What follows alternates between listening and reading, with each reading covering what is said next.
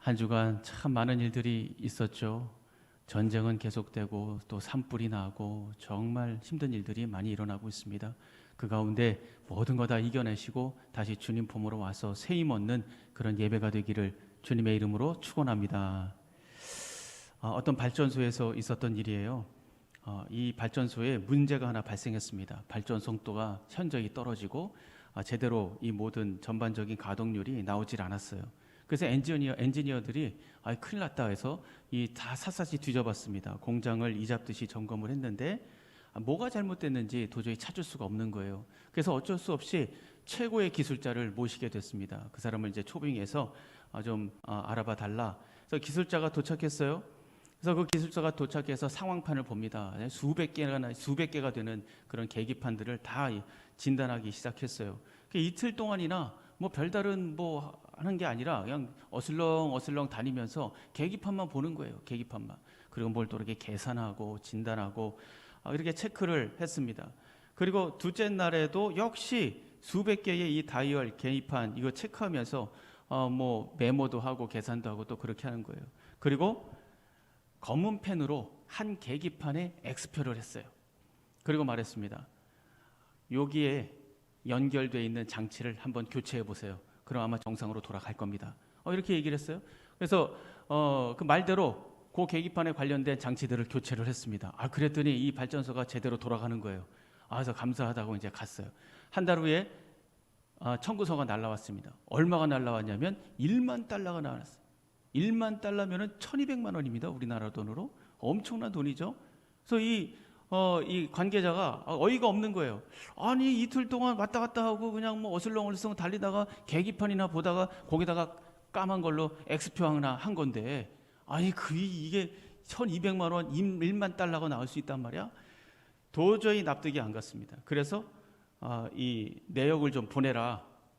도저히 이 금액을 받아들일 수가 없다. 내역을 보내라 해서 내역을 그렇게 연락을 했어요. 그랬더니 일주일 후에 연락이 왔습니다. 어떤 연락이 왔냐면 청구서 내역이 이제 왔는데 첫째, 계기판에 X표 한 거 요거는 1달러. 그리고 나머지는 뭐냐? 나머지는 X표를 할 자리를 찾아낸 거. 요것은 9,999달러. 그렇게 청구가 왔어요. 이게 무슨 말을 하는 겁니까? X표 하는 거는 쉬운 거죠. 쉬운 거예요. 근데 그 X표 할 곳을 찾는 거, 요것은 아무나 할 수 있는 일이 아닙니다. 아무리 어슬렁 다녀도 그걸 찾는 거는 쉽지 않아요. 수백 개나 되는 다이얼과 그 계기판 가운데서 문제점을 딱 찾아낸다라는 거, 이것은 정말 어려운 일이다라는 것을 여기서 우리가 알 수가 있습니다.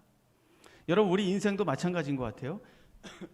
우리 인생을 성공적으로 살아가고 행복하게 살아가기 위해서 가장 중요한 일 중에 하나는 뭐냐면 내 인생 속에 문제점을 찾아내는 겁니다.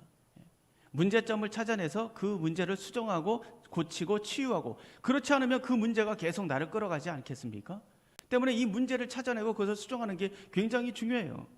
그래서 공장을 이잡듯이 살펴봐도 문제점을 찾아내지 못했듯이 우리 인생 가운데서 이 문제점을 찾아낸다는 거, 이게 쉽지를 않습니다. 아무리 내 인생을 곱씹고 봐도 도대체 내가 잘 되지 않은 문제가 뭐냐, 내 문제가 뭐냐, 이것을 찾아내는 게 쉽지 않아요. 왜냐하면 이미 그 문제가 자신에게 익숙해져 있기 때문에 그래요. 문제가 문제로 보이지 않는 거죠. 자기에게 익숙해져 있기 때문에. 그래서 우리가 어디를 갑니까? 상담소 가는 거예요.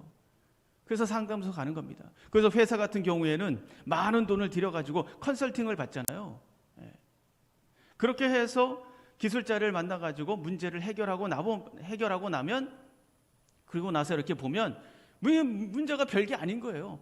이거 괜찮은 건, 이거 우리도 찾아낼 수 있었던 건데 뭐 이렇게 이제 생각을 하지 않습니까? 그러나 그거 찾는 게 쉽지 않는 거죠.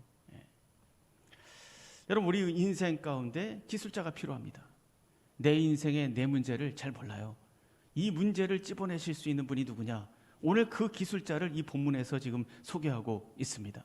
나의 문제를 정확하게 보여주실 뿐만 아니라 어떻게 해야 고칠 수 있는지, 해결 방법은 무엇인지, 어떤 것이 필요하고 어떤 것을 버려야 되는지 말해줄 수 있는 분을 지금 소개해 주시고 있어요. 그분이 누군가? 그분이 바로 하나님이시다. 이 시편 기자가 지금 그것을 주장하고 있는 겁니다.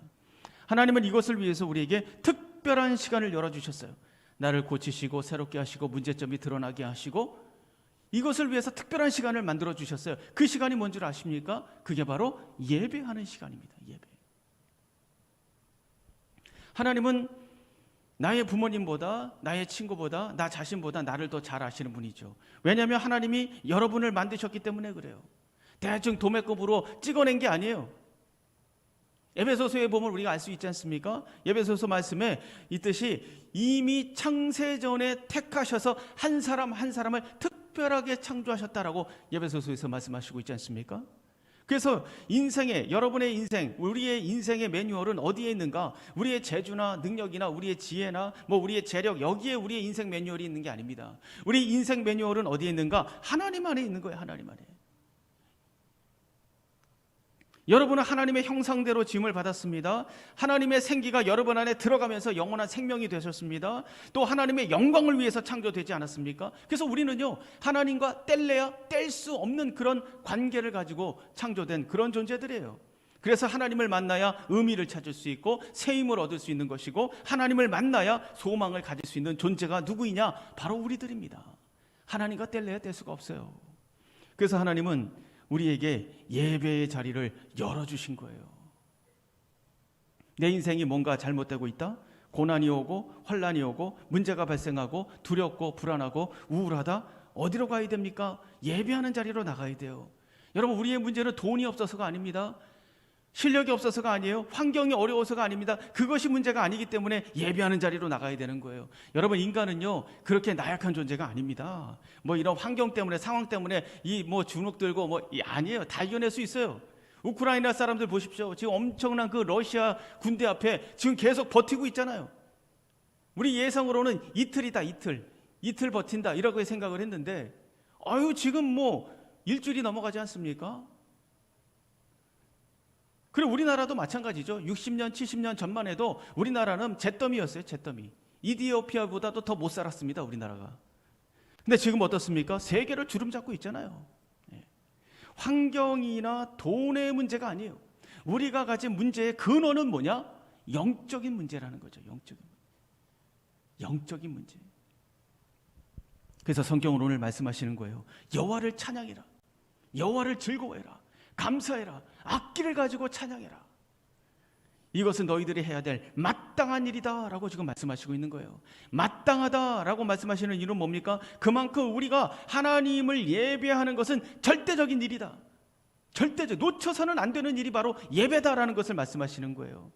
여러분, 우리 인생은요, 인생의 시작은 바로 예배입니다. 내 인생에서 예배가 약해지면 다 약해지는 거예요. 예배가 약해지면 영적으로 약해집니다. 영적으로 약해지면 봉사가 약해지죠. 사랑이 약해집니다. 그러면 교회를 멀리하게 됩니다. 교회를 멀리면 소망이 약해지고 인내가 약해지고 감사가 약해지고 결국에는 하나님과 멀어져요. 하나님과 멀어지면 세상 유혹과 시험에 넘어가는 건 아주 시간 문제죠. 요즘 여러분, 영상으로 예배드리는 것이 우리의 게으른 마음을 파고들면서 그것이 마치 정상적인 것처럼 둔갑을 하고 있어요. 우리 생각해 보세요. 처음으로 영상 예배 드릴 때, 그때는 우리가 이래도 되나? 불편한 마음이 있었어요. 근데 지금은 아주 자연스러워요. 편합니다. 오히려 영상 예배 드리고 말지, 이런 생각들이 우리의 마음을 점점 좀먹고 있지 않습니까? 예배를 드리는 것이 아니라 예배를 구경하는 그런 자신의 모습을 보면서도 아무런 꺼리낌 없이 앉아있는 일들이 벌어지고 있지 않습니까? 주중에는 식당, 마트, 카페, 관광지, 놀이동산, 학교, 학원 다 다닙니다. 그런데 거기 가면요 사람들이 바글바글해요. 그런데 교회는 코로나 때문에 못 나갑니다. 이게 어떻게 된 일입니까? 여러분, 우리 그리스도인들은 뭐 하는 사람들입니까? 우리 그리스도인들은요 예배하는 사람들이에요. 그리스도인은 예배가 생명입니다. 예배가 생명이에요. 하나님을 예배하고 하나님을 경배하고 하나님을 찬양하는 것이 최고의 가치다. 이것을 확신하고 믿는 사람들이 누굽니까? 그리스도인입니다. 그리스도인. 예배를 최고의 가치로 삼는 사람들. 이 사람들이 바로 그리스도인들이에요. 정말 피치 못할 사정이 있어서 영상으로 예배할 수 있습니다. 그러니까 영상도 내보내죠. 그러나 충분히 예배할 수 있는데도 불구하고 그 자리를 외면하는 것은 마땅히 할 일을 하지 않는 거예요. 절대적 가치를 놓치고 있는 겁니다. 만물이 소생하는 사물이죠. 오늘 말씀을 통해서 예배 생활을 점검하시고요. 만물만 소생하는 게 아니라 여러분의 영혼과 저의 영혼이 이 예배를 통해서 새롭게 소생하는 그런 역사가 일어나기를 주님의 이름으로 축원합니다. 먼저 우리가 알아야 하는 예배의 중요한 개념 중에 하나는 예배는 명령이라는 거예요. 우리 한번 따라해 주세요. 예배는 명령이다. 명령입니다. 예배는 권유가 아니에요. 예배 드려줄래? 예배 드리면 안 되겠니? 권유가 아닙니다. 부탁도 아니에요. 요구도 아닙니다. 예배는 절대적인 명령이에요. 8절을 보시면 온 땅은 여호와를 두려워하며 세상의 모든 거민들은 그를 경외할지어다 라고 말씀하시고 있어요. 명령하시는 거예요. 여러분, 예배는 명령입니다. 하나님의 준엄한 명령이에요. 하나님은 그러면 왜 예배를 명령하고 계시는 것인가? 우리가 예배를 하면 하나님께 무슨 이득이 있나? 우리가 예배를 하면 하나님의 능력이 2배가 되나? 내가 예배를 하면 하나님 나라가 확장이 되나? 하나님 나라가 하나님 나라의 복지 시설이 좀 좋아지나? 하나님의 능력이 더 대단해지나? 그래서 예배하라고 하는 겁니까? 아니죠. 아니에요. 여러분, 사실 하나님은 우리가 필요하지 않습니다. 저도 그렇고 여러분도 그렇고 다 필요 없어요. 하나님에게는. 없어도 됩니다. 없어도. 하나님은 그 자체만으로 충만하신 분이에요. 그럼 왜 우리 보고 예배를 자꾸 하라고 하는가? 다른 게 아니죠. 우리를 사랑하시기 때문이에요. 사랑하시기 때문에. 그래서 하나님은 우리를 통해서 영광 받으실 뿐만 아니라 사랑을 나누시고 축복하시고 싶어 하신다라는 거예요. 여러분, 그 마음 이해되시죠? 내 자녀를 축복하고 싶은 마음 여러분도 있으시잖아요. 그 마음 이해가 되시잖아요. 예. 축복하고 싶으신 거예요. 축복하고 싶으신 거. 예. 이 축복하고 싶은 마음을 포기할 수가 없는 거예요. 우리를 창조하신 목적이 뭡니까? 이사야 43장 21절 보면 이 백성은 내가 나를 위하여 지었나니 나를 찬송하게 하려 함이라. 우리를 창조하신 목적이 하나님을 찬송하는 겁니다. 그래서 인간은 하나님을 찬송할 때 최고의 가치를 누리고 최고의 행복을 누리고 최고의 기쁨을 누리고 최고의 소망을 가질 수 있습니다. 이런 풍성한 은혜를 누리게 하고 싶은 것이 바로 하나님의 마음이에요. 하나님의 마음. 더 좋은 것, 풍성한 것을 누리게 하고 싶은 것, 이게 할아버지의 마음입니다. 그것이 바로 예배라는 거죠. 이 마음이 얼마나 간절하셨는지 자신의 독생자 예수 그리스도를 보내셨어요. 십자가에서 모든 고통을 당하게 하시고 피를 쏟게 하시고 죽게 하셨습니다. 이런 처절한 대가를 지불하신 이유가 뭐냐? 그것도 역시 예배입니다. 예배. 예배를 회복하게 하기 위해서 그런 처절한 대가를 치른 거 아닙니까? 우리를 예배자로 세우기 위한 하나님의 사랑이에요. 우리를 예배자로 세우시고 하나님을 바라보게 만들고 충만한 은혜를 부으시고 영원한 나라의 소망을 갖게 하시고 사랑으로 모든 것을 이겨내고 서로를 위로하고 격려하고 축복하고 세임을 주시고 용기를 주시고 그러기 위해서 예배자로 세우신 거 아니에요. 예배자로. 그래서 예수님께서 오신 거 아닙니까? 십자가를 짊어지신 이유가 바로 우리를 예배자로 세우시기 위해서 하나님께서 역사하신 겁니다. 그래서 십자가는요, 우리를 흔들어 깨우는 거예요. 야, 너는 지금 예배자야. 예배자. 너는 예배자야. 하나님이 얼마나 축복하고 싶어 하시는데 하나님이 너의 찬송을 죽기까지 받고 싶어 하신다. 죽기까지 너를 축복하고 싶어 하신다. 이게 바로 십자가가 외치고 있는 겁니다. 우리를 예배자로 세우기 위한 하나님의 강력한 열정이 바로 십자가예요. 우리가 이 예배자로 채워진다라는 것은 정말 놀라운 영광이 아닐 수 없습니다. 여러분, 한 분 한 분 여기서 예배 드린다라는 거 정말 놀라운 일이에요.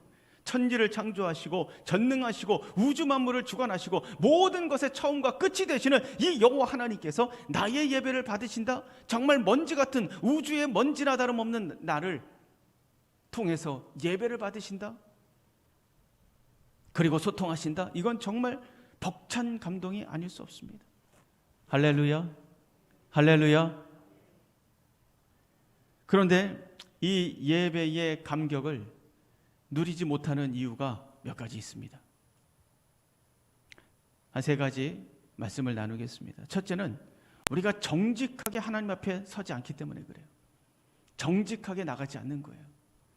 1절 중간쯤에 한번 보세요. 1절 중간쯤에 보시면 찬송은 정직한 자들이 마땅히 할 바로다. 여기서 정직한 자는 어떤 사람을 말하냐면 하나님 앞에 나갈 때 자기를 포장하고 있는 모든 것을 벗겨놓고 나가는 거예요. 나를 포장하고 있는 모든 것을 벗어놓고 나가는 사람을 말합니다. 여러분, 미국의 어떤 연쇄살인범 노년에 자신의 정체를 감추기 위해서 목사가 됐어요. 정말 끔찍하지 않습니까? 자기 정체를 감추려고 목사가 됐어요. 그 누구도 그 사람이 연쇄살인범이라는 거 상상을 못했습니다.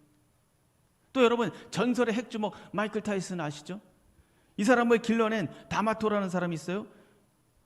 이 사람이 뭐라고 얘기하냐면 타이슨은 천성적으로 두려움이 많고 소심한 사람이다. 그래서 처음에 담력을 키우는데 집중했다. 처음에 훈련할 때 이렇게 얘기했습니다. 아니, 누가 타이슨을 보고 두려움이 많고 소심한 사람이라고 생각할 수 있겠어요?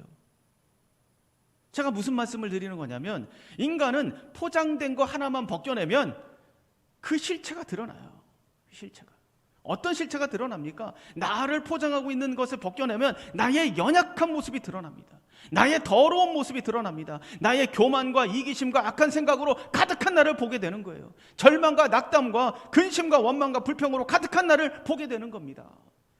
인간의 실체를 보게 되는 거예요. 자기 포장 하나를 벗겨내면. 그래서 이사야는 뭐라고 얘기합니까? 화로다. 나는 망했다. 나는 입술이 부정한 사람이다. 하나님이 임했을 때 이렇게 반응을 했습니다. 나는 이제 망했다. 하나님이 임하셨으니 나는 이제 끝났다. 자기 존재가 어떤 존재라는 것을 분명히 알고 있었던 거죠.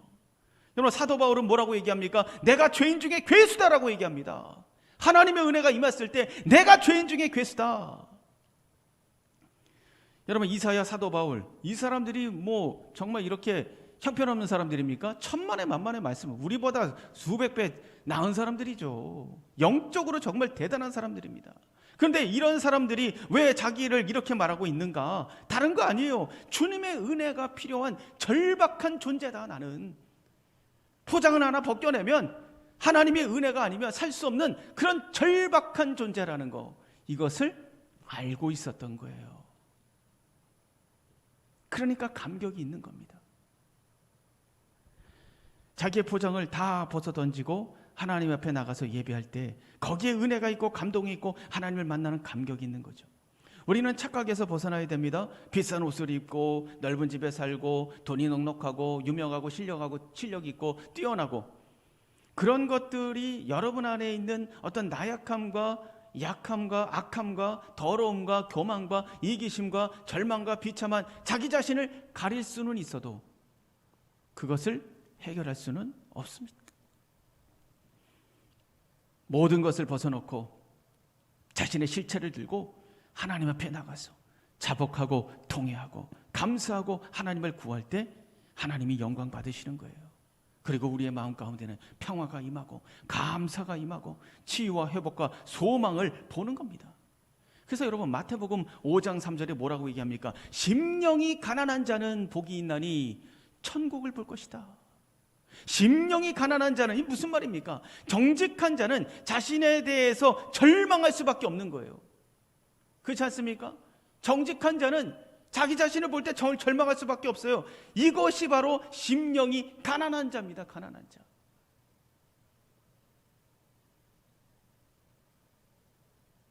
절망스러운 자기 자신, 정말 자기를 봤을 때 자기 심령에 너무 가난하고 너무 아무것도 없고, 그래서 하나님 앞에 애통하면서 하나님을 기다리고 하나님을 구하는 것, 그것이 예배자의 모습이고, 그리고 그 자리에 하나님이 임하고 천국이 임한다라고 약속해 주신 겁니다.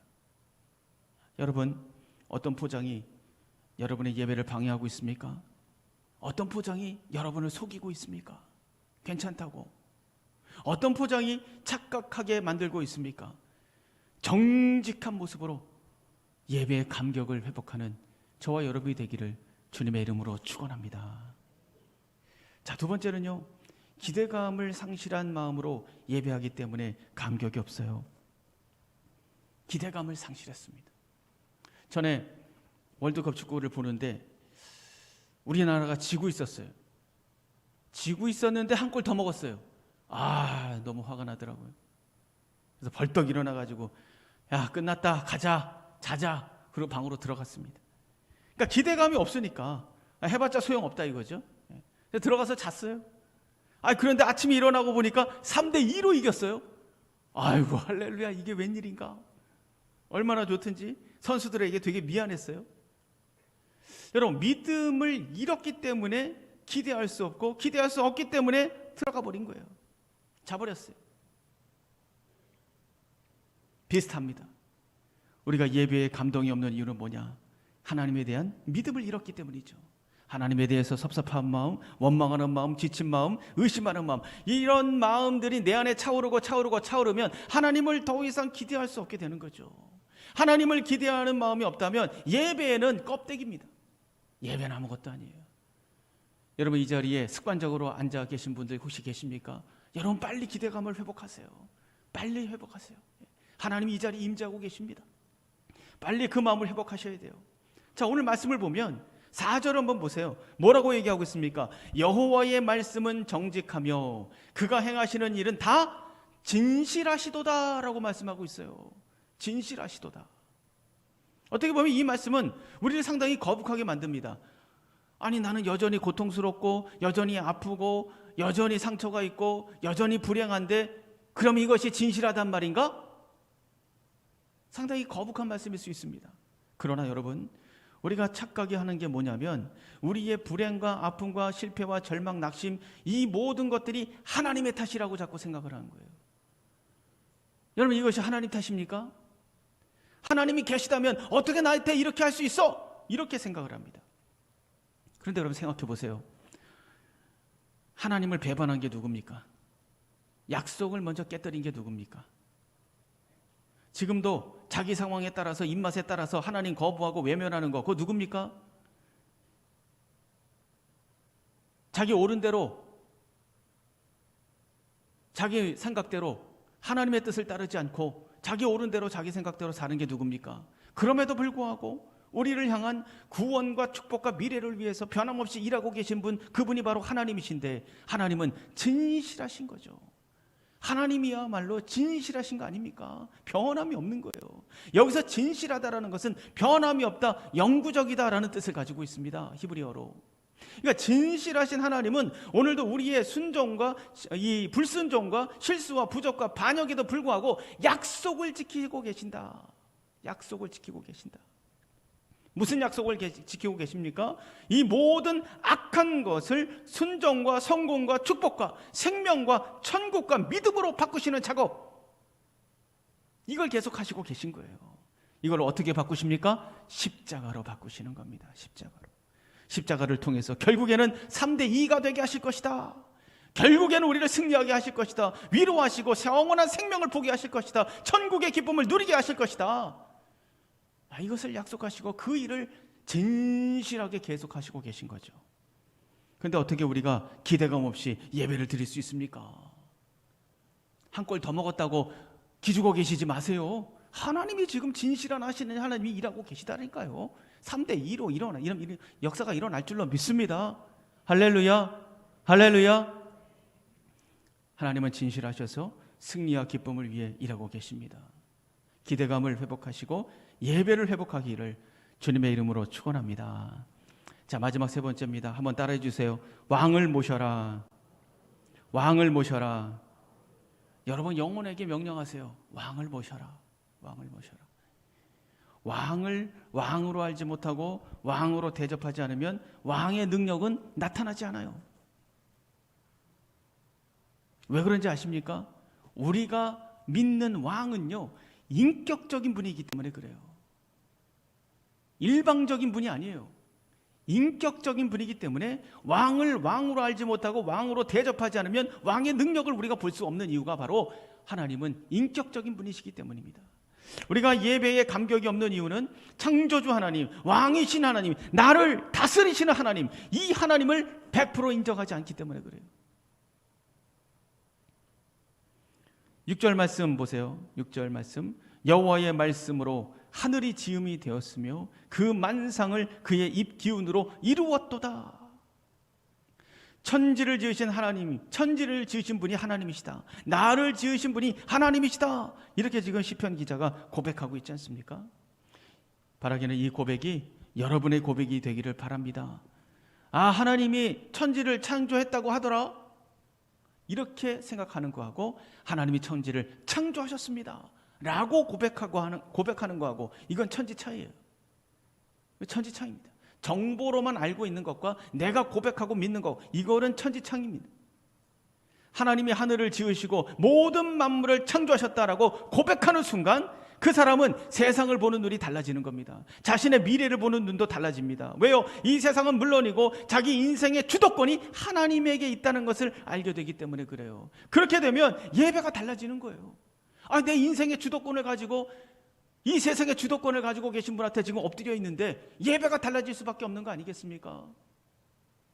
아, 내 실력에 달려있고 내 능력에 달려있고 내 말주변에 달려있다라고 생각하면 예배가 그거 드리나 마나 그거 뭐 중요한 게 아니죠. 그러나 나의 인생을 주도하시고 나를 끌어가시고 천지 만물을 창조하실 뿐만 아니라 지금 주관하고 계시다라는 것을 내가 믿는다면, 그분 앞에 내가 지금 엎드렸다면 여러분, 우리의 예배가 달라질 수 있는 거 아니겠습니까? 달라져야 되는 거 아니겠습니까? 이것을 자세히 말씀하고 있는 게 시편 100편 3절입니다. 시편 100편 3절을 보면 이렇게 말씀하세요. 우리 다 같이 한번 읽어보겠습니다. 100편 3절 다 같이 시작.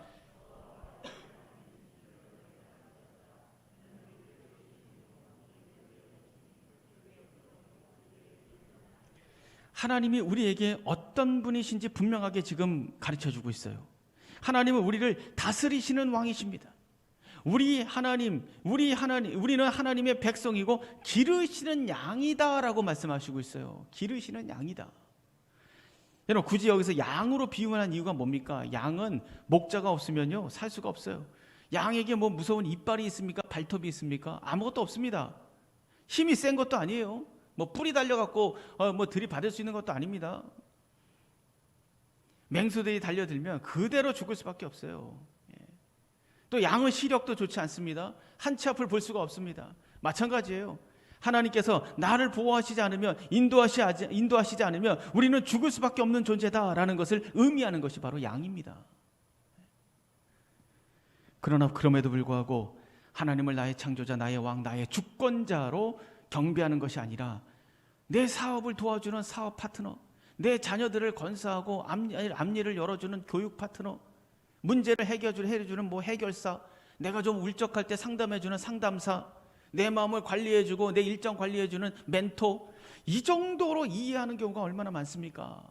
문제는 하나님에 대해서 이런 자세와 태도를 가진 사람들은 예배를 드리는 것이 아니라 예배를 관람합니다. 예배를 관람하는 거예요. 왜? 하나님에 대해서 절대적인 마음이 없기 때문에. 내 사업 파트너고 교육 파트너고 해결사고 멘토고 상담사인데 거기에 준해서 예배 태도가 나오겠죠. 그래서 예배를 드리는 게 아니라 예배를 관람해요. 왜냐하면 자기에게 초점이 맞춰져 있고 자기 중심적으로 돌아가기 때문에 그렇습니다.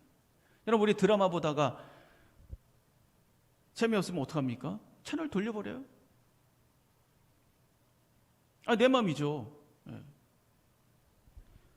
설교가 마음에 안 들어요? 예배가 재미없어요? 영상 보다가 오늘은 은혜가 안 된다, 다른 교회 한번 들어가 보자. 다른 교회 들어갑니다. 다른 교회 또 들어가 보니까 거기도 오늘은 말씀이 좀 이상하다, 마음에 안 들어, 다른 교회 또 들어갑니다. 파도 타기를 하는 거죠. 마치 쇼핑하듯이 자기 입맛에 맞는, 자기 마음이 흡족할 때까지 예배를 찾아서 뒤적뒤적 영상을 찾아 들어갑니다. 이게 과연 예배인가? 그러나 여러분 기억하십시오. 하나님은 관객을 찾지 않아요. 누굴 찾습니까? 예배자를 찾고 계십니다. 요한복음 4장 23절에 아버지께서는 자기에게 이렇게 예배하는 자들을 찾으시느니라, 예배하는 자를 찾는다라고 말씀하고 있어요. 예배가 뭡니까? 구원해 주신 은혜의 감격한 죄인들이 하나님의 뜻에 자기를 헌신하는 신앙 고백이에요. 자기를 헌신하는 신앙 고백이라는 말이에요.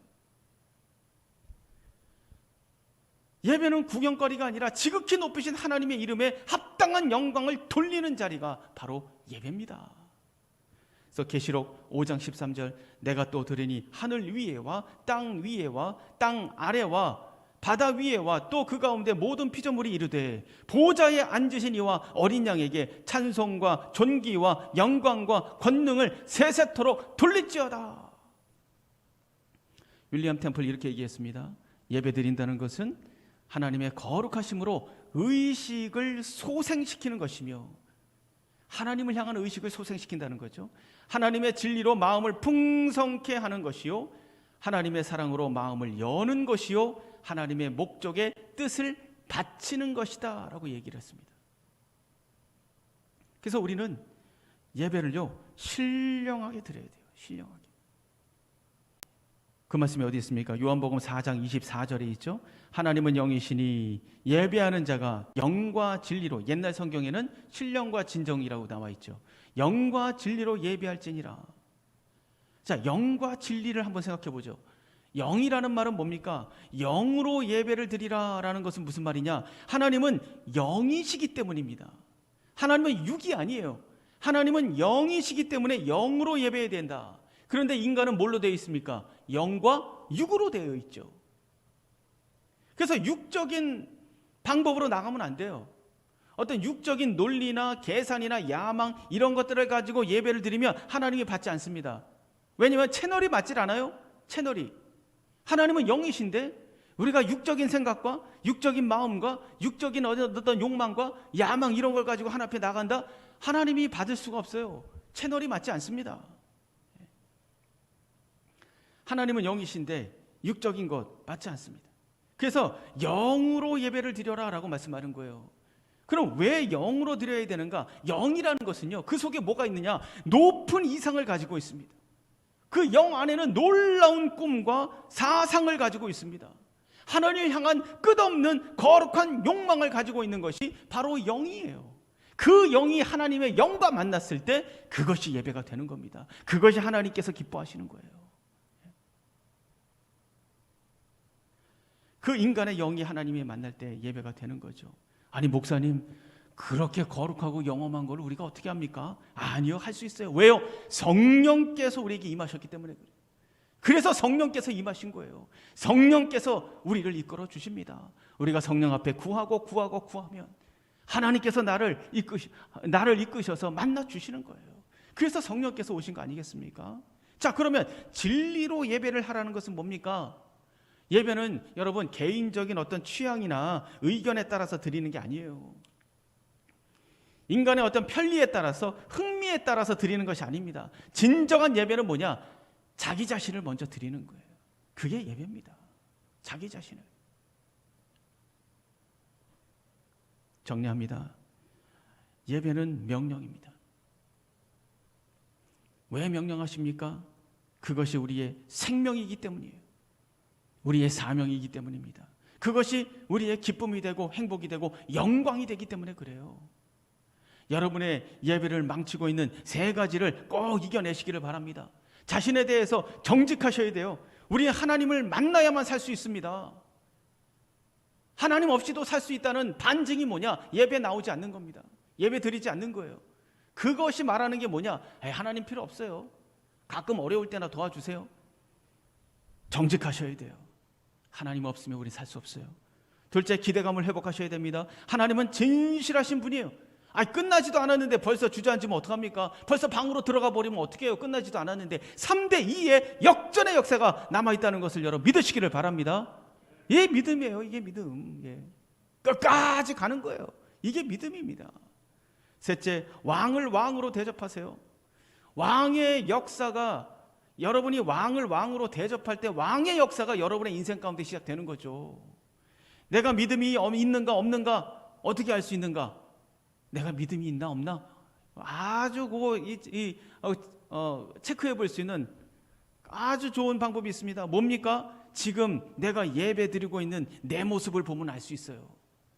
내가 어떤 모습으로 지금 예배를 드리고 있는가? 그걸 한번 점검을 해보세요. 그러면 그것이 여러분을, 하나님을 아는 수준입니다. 그게 믿음의 수준이에요.